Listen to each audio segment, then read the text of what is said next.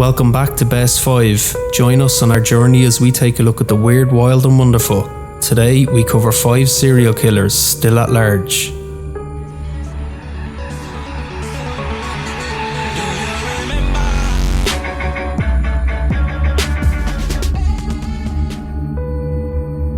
There have been thousands of serial killers throughout history. Most eventually get captured after committing their horrific crimes.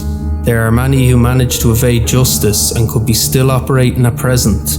Today we take a look at just 5 serial killers who are still at large.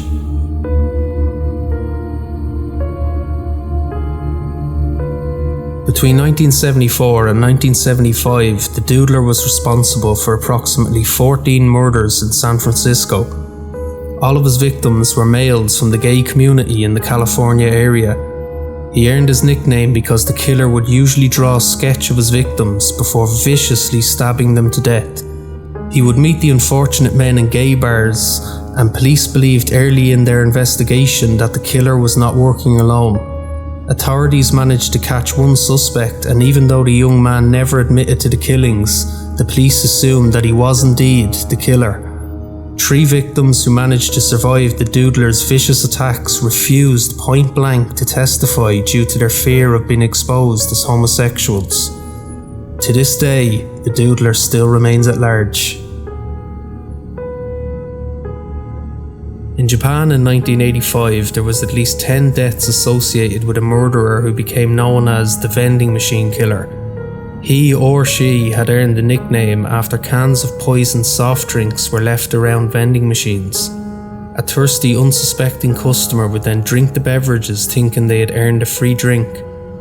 It became so bad that vending machine operators would post warnings telling customers not to take any cans around the machines.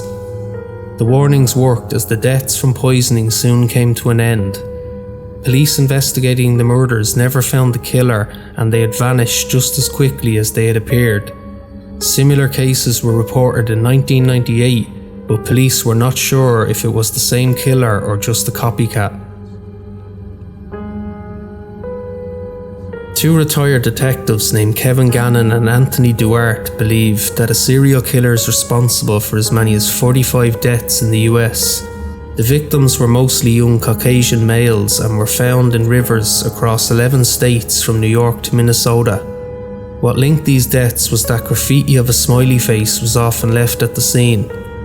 This led the detectives to believe that they were dealing with a serial killer, as they felt the smiley faces were a calling card been left to taunt police. The 2 detectives went on to speculate that there may be more than one killer, as some of the victims had disappeared at the same time in different locations. However, the FBI dismissed the claims and peddled the official report that the young men were victims of drowning while intoxicated with alcohol. As of today, there are still reports of young men's bodies being found with the same symbols been left at the scene. During the early 1980s in Bombay, India, police believed the same man killed as many as 13 people.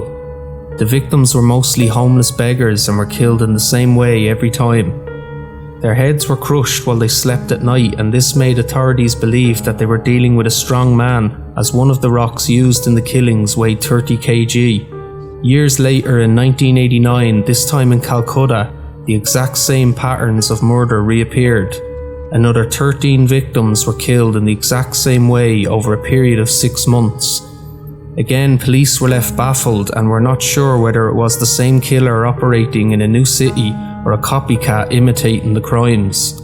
No one has been arrested for the murders, and as recently as 2008, the city of Guwahati reported similar incidents as those that took place in the 80s. This list would never be complete without the Zodiac, one of the most infamous serial killers of modern times. This guy is a pathological psycho killer. He has claimed in letters he sent to newspapers to have killed up to 37 people in Northern California between the late 60s and early 70s. The killer would often send letters to police making threats and seemed to enjoy taunting them in their investigations. In his letters, he would often describe details from the murders that only the killer could have possibly known. He went on to say in his taunts that he enjoyed killing people as it was so much fun. In 1974, the letters suddenly stopped and the killer had vanished just as quickly as he had appeared.